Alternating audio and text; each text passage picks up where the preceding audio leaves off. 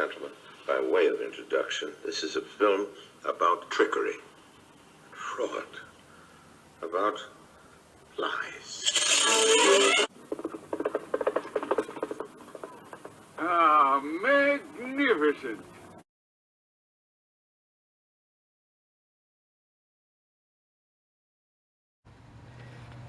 That was all the questions he had, but you know, this thing, the issues that the Military Review Board raised, that caused quite an upset a number of my friends, and I'm going to move on to the questions he should have asked.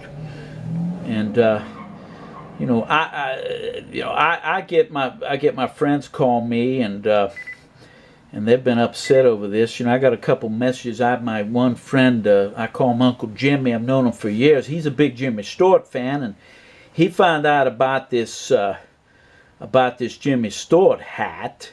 Let me see if I can bring that up. Let me see here. We'll get out of there. Yeah, here we are. You know, I went over to the IMA site, and I was going to do a piece on the Jimmy Stewart hat.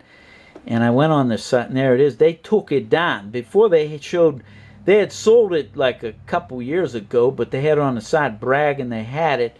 And then this big, ruckus occurred over these items, these revelations that the Military Review Board made that these items were of questionable provenance. And and I put a comment, and this IMA bunch was responding, and they're saying they're not scumbags. They back that product up. And then I mentioned I was going to do a video on the hat, and what happens? They take the damn hat down.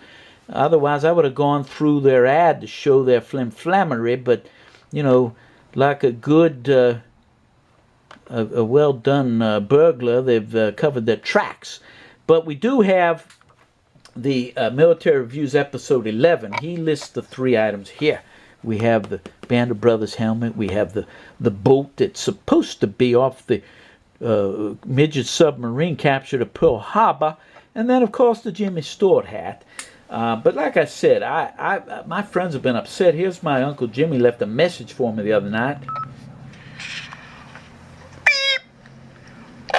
Hello, Colonel Burlique'S. This is Uncle Jimmy. I wanted to call you and ask you if you were going to do a segment on this dispute over the Jimmy Stewart hat that purportedly the IMA, that would be that International Military Antiques outfit that they had and they sold. They claimed it was Jimmy Stewart's hat that he used when he was in the Army Air Corps during World War II.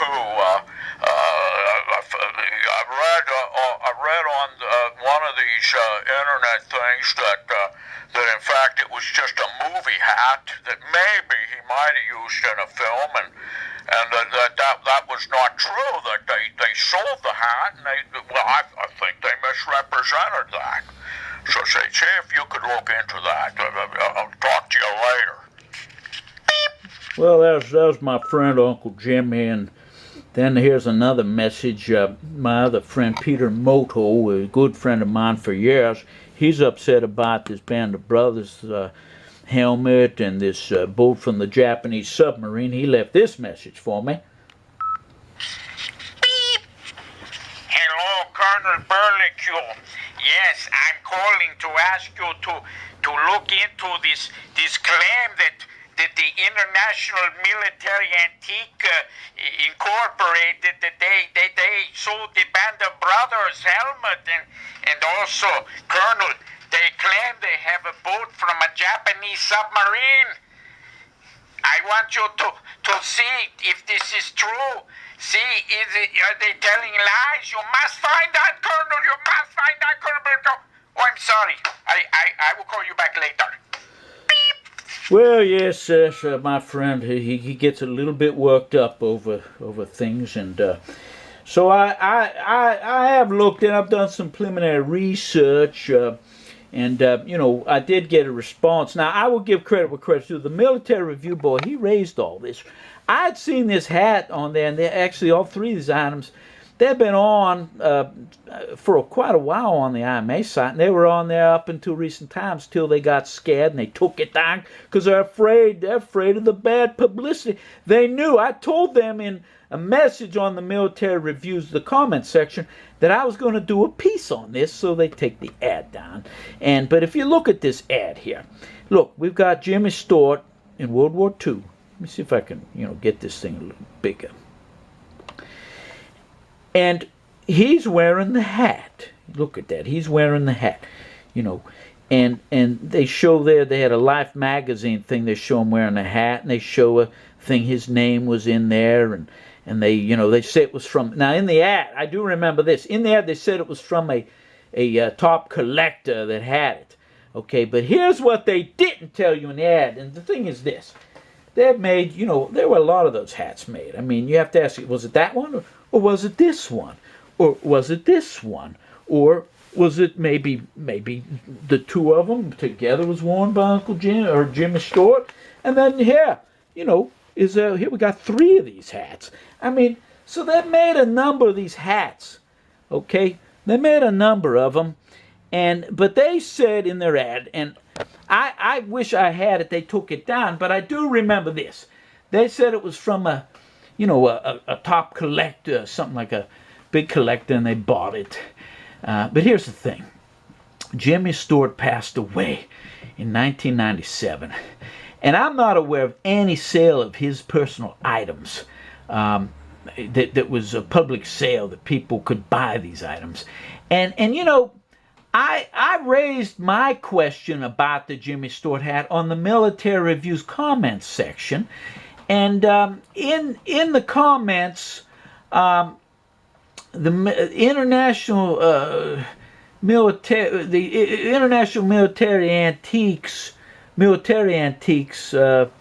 they said that the hat actually came from a prop collector, and that the hat actually was one that might have been used in a movie, a film, and that's completely different. But you know what? Let me see. Let me pause the camera here. I'm going to look something up, see if I can find that comment, show you. Okay, I'm back. I got on the episode, what is this? Episode 12, IMA Exposed. Okay, I put down there, I put in, you know, IMA, and I put this. Another great video. You actually had IMA post here. They are realizing you are a major source of information and outing these people with your great phrase, scumbaggery.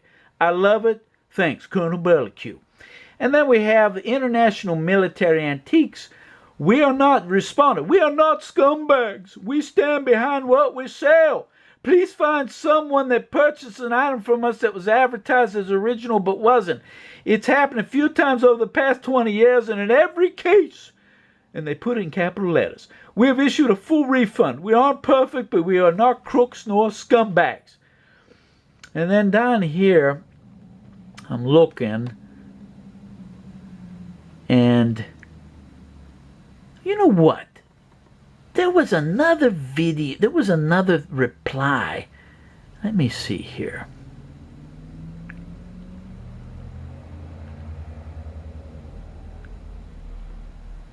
Let me see. There was another one that he had that outed these people. Let me put it on pause. I'm going to look again here. Hang on. There was another one here. Okay, I'm back. Okay, I did go through, and there was a comment that was made on the, it was on his episode 12. And this Military Antiques, they made a post, International Military Antiques made a post to this video, and I liked what the Military Review said. Should get that rubbish Easy Company helmet down then as well, and those garbage Evente H-Day knives. And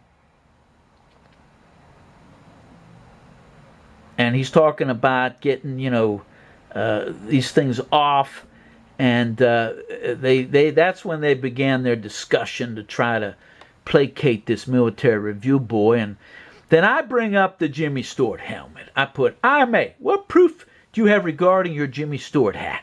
Military Review says it's a phony. Stewart never owned your hat. I do not recall Stewart's family selling any of his possessions after he passed away. Thanks, Colonel Burlique.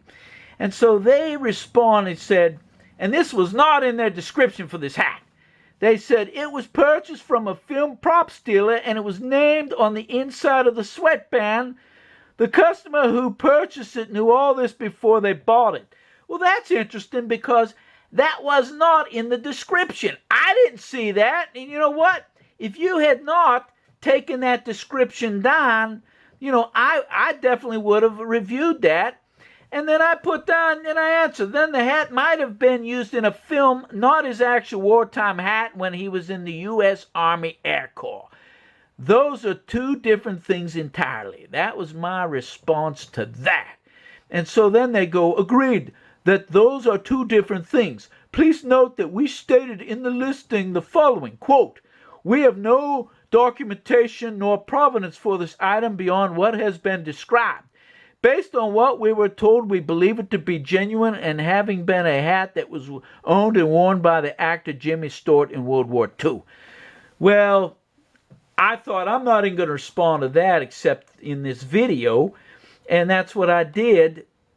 And that's horse shit, honestly. If you have their original description, they didn't say anything about a film hat.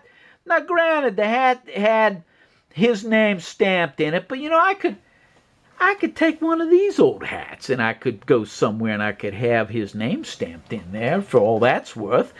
And the thing is they don't even know if he even used it in the film. I mean, the only film that comes to my mind that he would have worn a hat like that was the Glenn Miller Story, which was released in 1953, and they filmed that, him and June Allison, in 1952. But they don't even prove that. Now, even if that was true that he wore the hat, say even in that movie, that hat would be nowhere near worth the $5,000 that they had somebody pay, and now they're saying, well, he knew, we told. Well, how did you tell him? It wasn't in the description for the item. Did you tell him after he bought it? Oh, by the way, this was from a film's prop deal. That's deceptive. That's goddamn deceptive. I don't care what you say. That was no mistake. You're by your own admission.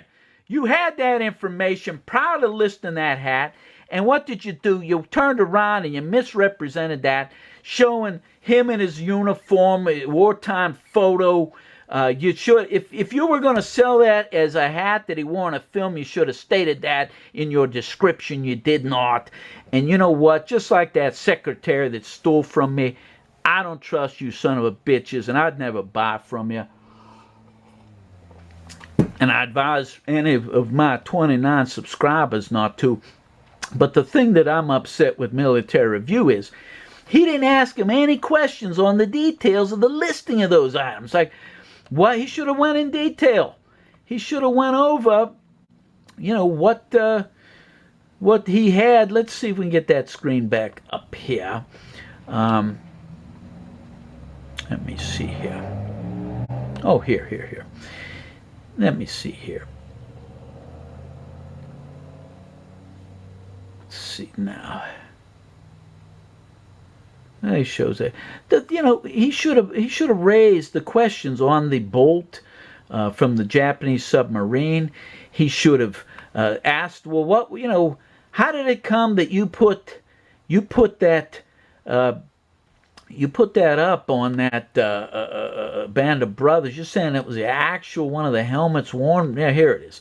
That was worn by. It says original World War II U.S. named 101st Airborne 506 PIR 3rd Battalion named helmet. That's quite a statement. And then they talk about the bolt. I would have gone through each of those three items and asked them where they got it, what their provenance was, and how they came to describe those items as they did. And I can't, I'm going to accept military reviews. They took all this down.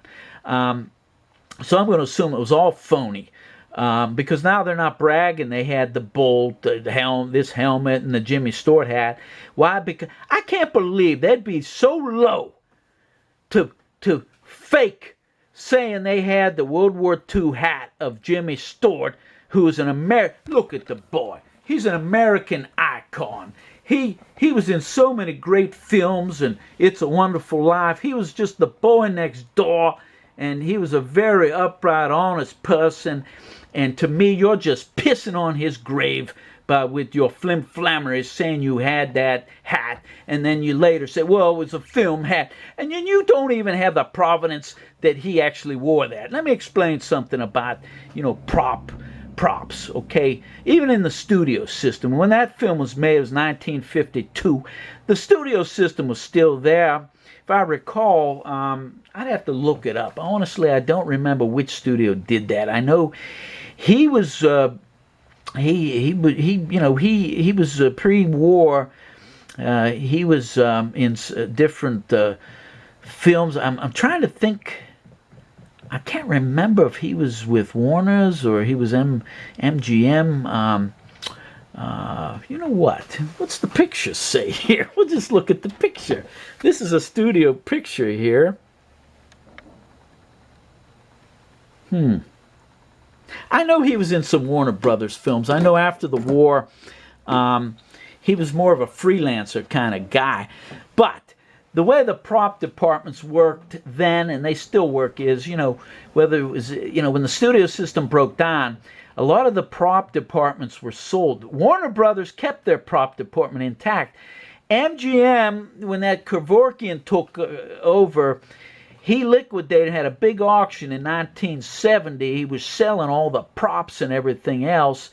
But then after the studio system collapsed, there were prop companies. They would provide props for films and any independent film, whatever. You go to the prop company and tell them what you need. And so you could have a hat like, say, this hat. I mean, they're saying Jimmy Stewart wore it in a film, which is a very dubious claim on its own, let alone that it was his World War II peaked visor cap. And look at that, $49.95. That's outrageous. But anyway, those hats were used in multiple films, wardrobe, props. They were all used in a multitude of different films. So, that hat, if he did wear it, he could have worn it in a film, not saying which, but that's not what the description says. It's saying it's the original World War II Captain James Stewart peaked visor cap, U.S. Army Air Force. That's what gets me so pissed off. I mean, that's just a fraud. And then to act like, well, if mistakes are made, we'll give the money back. Or the excuse like, well, I told them they knew that before they bought it. I don't believe it. So I'd never buy from that son of a bitch. Those bastards, I'd never buy anything from them. That's my opinion. Military Review, he kind of takes a more upbeat view of that. But I would have asked him the hard questions. I know he'd never come on this show because he couldn't answer these questions. And he probably wouldn't. I only have 29 subscribers. But that's just my 2 cents on the IMA interview. I think it was just a puff piece for IMA. And honestly, I believe they used the Military Review boy. And I think he's a good boy. I think his heart's in the right place. But I think you got used on that one, son. And why? Because in the end, it's all about this. It's all about the money, the cash. And that's my 2 cents on that. And I appreciate you all watching. And this is Colonel Braxton Beauregard Burlique the Fifth, adventurer, treasure hunter, swashbuckler extraordinaire, at your service, madam. Goodbye.